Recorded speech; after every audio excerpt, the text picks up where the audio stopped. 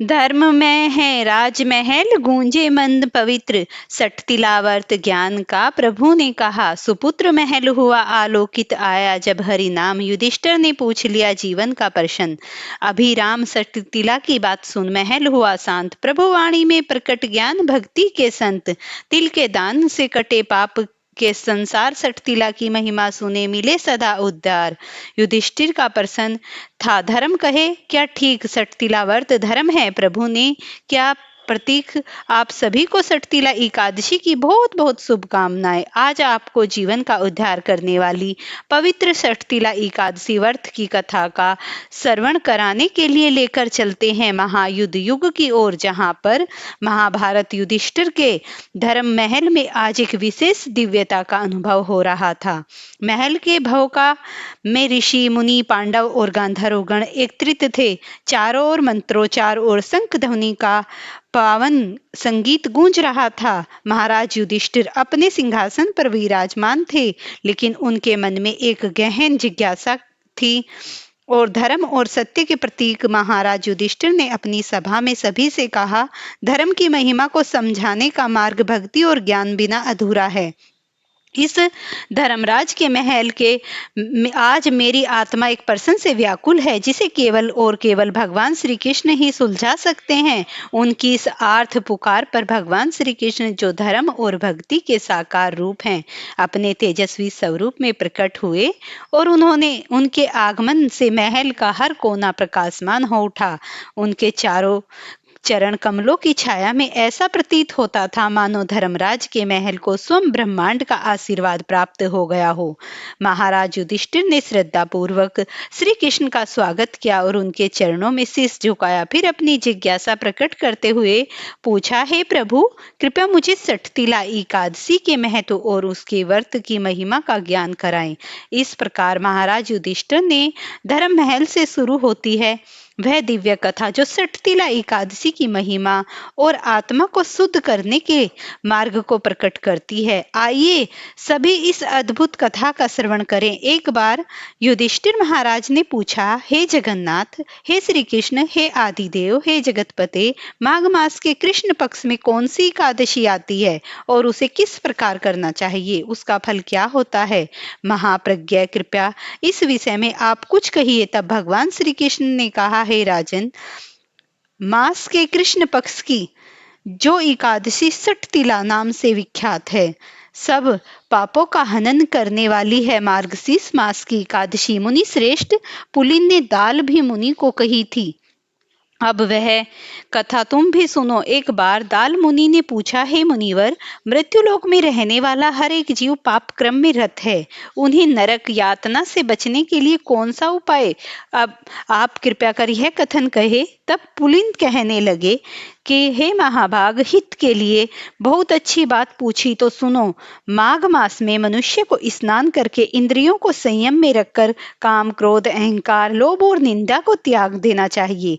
देवादिदेव भगवान का स्मरण करते हुए पानी से पैरों को धोकर भूमि पर गिरा हुआ गाय का गोबर इकट्ठा करके उसमें तिल और कपास मिलाकर 108 पिंड बनानी चाहिए। और माघ मास में आर्द्र मूल नक्षत्र आते ही कृष्ण पक्ष की एकादशी का व्रत धारण करे, स्नान करे, पवित्र शुद्ध भाव से श्री विष्णु भगवान की पूजा करे, अपराध क्षमा के लिए श्री कृष्ण नाम का उच्चारण करे, रात में होम जागरण कर चंदन, कपूर, अभज और भोग दिखाकर शंख, चक्र, पदा और गदा धारण करने वाले श्री हरि की पूजा करे और बारंबार श्री कृष्ण के नाम के साथ कुहंड, नारियल और बिजनौरी के फल अर्पण करके विधि पूर्वक अर्घ्य दे। दूसरी सामग्री का अभाव हो तो 100 सुपारी वाला आता, पाप हो तो पुरुषोत्तम हम इस संसार सागर में डूबे रहें। आप कृपया कर प्रसन्न हो। हे विश्व भावन, आपको हमारा वंदन है। हे कमल नयन, हम आपको प्रणाम करते हैं। सुब्रह्मण्य, हे महापुरुष, हे सभी के पूर्वज, आपको प्रणाम है। हे जगतपते, लक्ष्मी जी के साथ आप इस अर्घ को स्वीकार कीजिए। इसके बाद ब्राह्मणों की पूजा करके उन्हें पानी से भरा घड़ा देना चाहिए। साथ में छाता, चप्पल और वस्त्र भी अर्पण करे।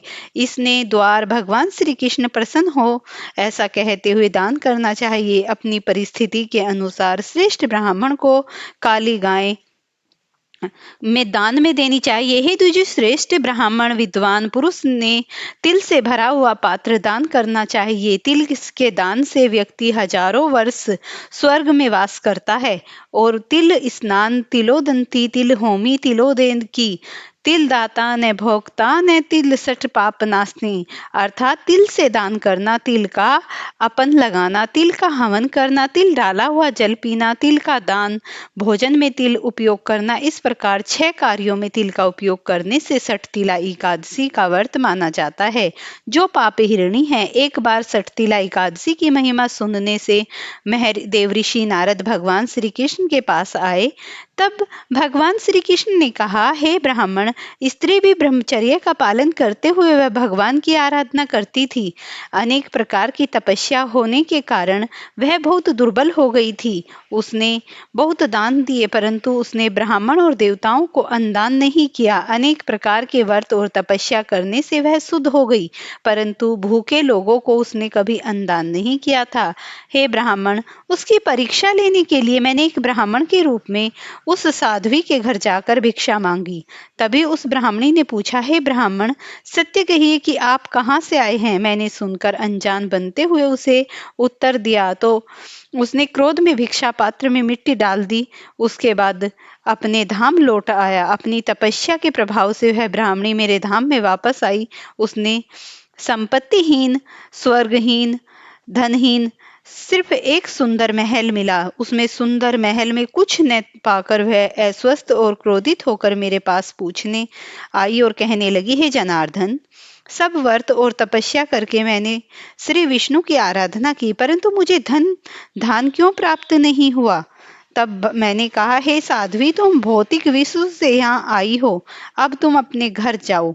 तुम्हें देखने देवता की पत्नियां आएंगी। उन्हें सठतिला एकादशी की महिमा पूछकर पूरा सुनने के बाद ही दरवाजा खोलना, अन्यथा नहीं है। सुनकर ब्राह्मणी घर वापस आई।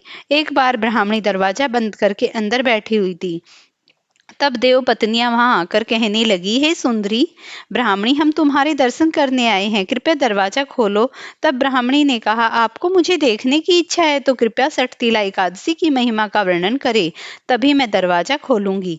उस समय एक देवपत्नी ने उसे एक महात्म्य बताया और वह सुनने लगी। ब्राह्मणी ने दरवाजा खोला। देवपत्नियां उसके दर्शन से बहुत प्रसन्न हुई। फिर देवपत्नियों के कहे अनुसार ब्राह्मणी ने सठतिला एकादशी का व्रत किया, जिसके प्रभाव से उसे धन धान्य तेज सौंदर्य प्राप्त हुआ। धन धान्य संपत्ति पाने के लोभ से दृष्टि से वह व्रत कभी नहीं करना चाहिए। इस व्रत के पालन से अपने आप गरीबी दुर्भाग्य नष्ट हो जाता है। जो भी इस तिथि को तिल दान करेगा वह सब पापों से मुक्त हो जाएगा।